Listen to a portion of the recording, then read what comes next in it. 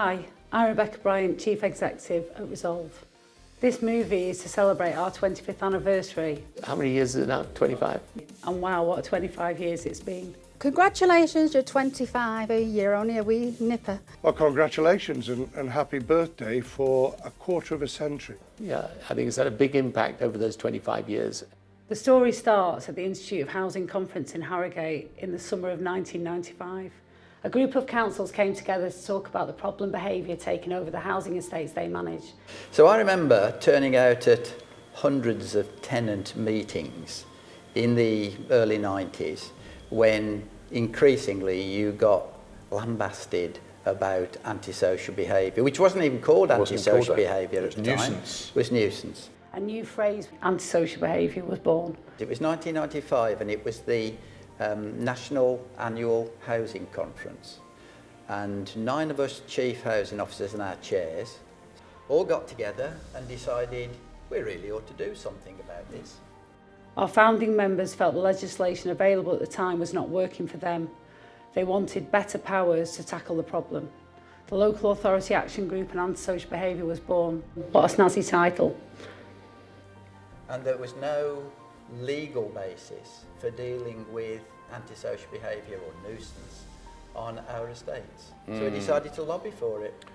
The group focused on lobbying government to create a new legislation framework to support victims and communities to feel safer. And then from those 9 local authorities, as we were at the time, we suddenly, as Resolve, or as it was then called, the Local Authority Working Group on Antisocial Behaviour for short, started to expand its membership dramatically.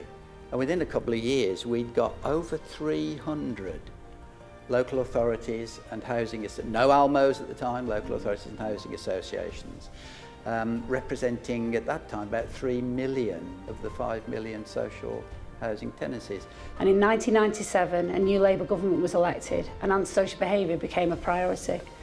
We worked closely with Jack Straw, Straw yeah, and paved the way for all the ASB stuff. It was part of that discussion that led to community safety orders that then became renamed as antisocial behaviour orders. So really, we began on the antisocial behaviour agenda pretty much straight after taking office. I mean, I think 23 years ago, when the Labour government got power, they were very conscious of the fact that it's not just about bricks and mortar. Communities are also about the extent to which people feel safe in the community and comfortable in the community. If there are gangs of youths on every corner and elderly people don't want to go out on the street, if there is obvious both low-level crime, drug dealing, and lots of litter all over the place, then the community becomes very uninviting and very negative for the people who are living there. But as you're saying, the drive for this came from the communities themselves. Oh yes. You know, our politicians were really getting anxious about the frustration that's being felt on the estates. The Crime and Disorder Act followed with the invention of the ASBO. Love it or hate it, the ASBO transformed our response. The introduction of the antisocial behaviour orders and the idea that, you know, people could be subject to kind of constraints within the community, even though you hadn't gone through the full processes of the law.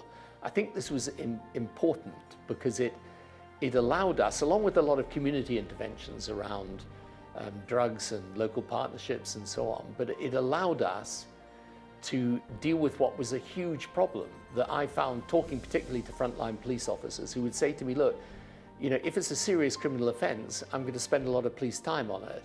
If it's not a serious criminal offence, but nonetheless it's a real problem for the community, the difficulty is I've got all this bureaucracy, all this paperwork, it takes me ages to get to court, you know, getting a conviction is difficult. So I think bypassing those problems within the system were really, really important. And that's what antisocial behaviour orders and other types of things allowed us to do. And they put another instrument in the hands of local people, not just local law enforcement, that allowed them to take action. Our membership grew and grew, and in 2000 we became the Social Landlords Crime and Nuisance Group, another snazzy title, but we did what we said on the tin. The Labour government transformed the sector response to ASB. The Respect, Youth Action and Together campaigns followed. SLC and G were at the heart of the government, lobbying for more and better powers to tackle ASB and to protect vulnerable victims and communities. As the sector changed, our members took on a wider community safety responsibility. We decided to go for a name that encapsulated what we actually do, Stop ASB, so Resolve was born.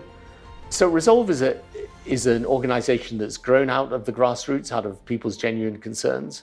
And the work that Resolve does down now with local authorities, local communities, police authorities, it's a really important mechanism both for coordinating action, for learning best practice, and for being an address to which people can go with ideas or concerns. So the work of Resolve is really important. I think it's had a big impact. You know, it is sadly both necessary, but happily effective. Our membership is made up of housing providers, local authorities, police forces, solicitors and charities. Our collective voice is very loud and we bring about real change. Resolve's been so important, working with partners from housing associations to the local police, the development of, over recent years, of the community support officers, not just eyes and ears in the community, but part of the community. The way in which people can do so much by working together that can't be done separately. It's not about some agency having responsibility. It's not about a particular organisation being blamed. It's about all of us being prepared to do our bit. Antisocial behaviour was one of the top issues for me when I was the police minister in government, and that was mainly because of the community that I came from.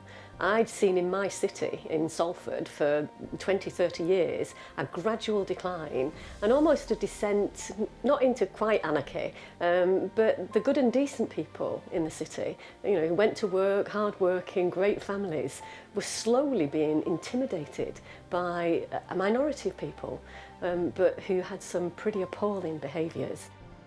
Resolve have worked with government on every piece of community safety legislation since our inception, representing the views of our members and the communities they serve to influence the national policy direction.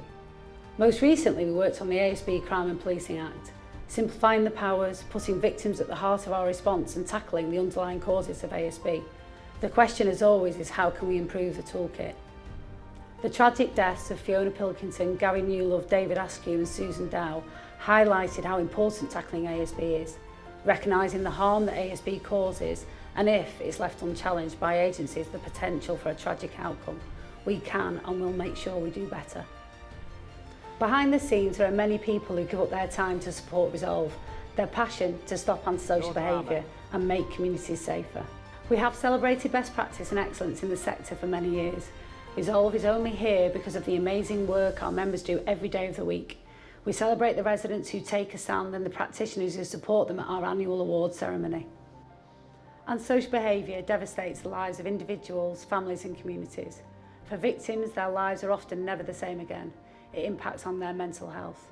For perpetrators, ASB is often the precursor to more serious crime. No one is born with a knife in their hand, and ASB can often be the first step on a journey down the wrong path. Resolve exists to take a stand and make communities safer. For the last 25 years, Resolve has been on the front line of the fight against antisocial behaviour. We believe everybody has the right to feel safe where they live. We are the UK's Centre of Excellence solely focused on community safety and antisocial behaviour. It is our mission to professionalise the sector by helping organisations to effectively deal with community safety and ASB issues through training, support, guidance and sharing best practice. Tackling ASB and community safety is core business for all of our members. Our work makes an impact. We've been helping shape policy and service delivery around the community safety sector for a quarter of a century. Our work is not done. We know there are many challenges in the future.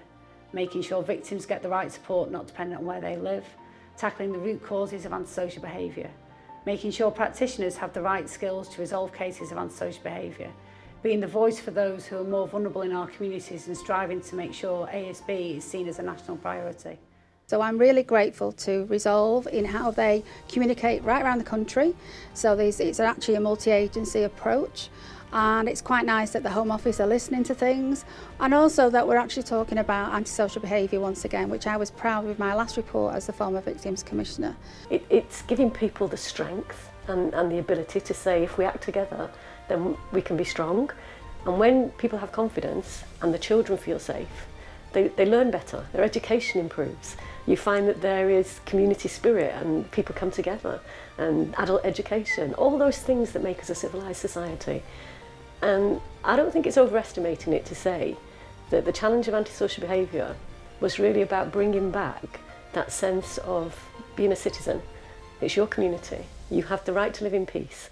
And when you give people that security, they're much more prepared to give and to reach out to others who are perhaps not as well off as they are, and make a difference. And that's why working together is fundamental to getting it right. Let's help people to take back their communities and continue to work together to make communities safer.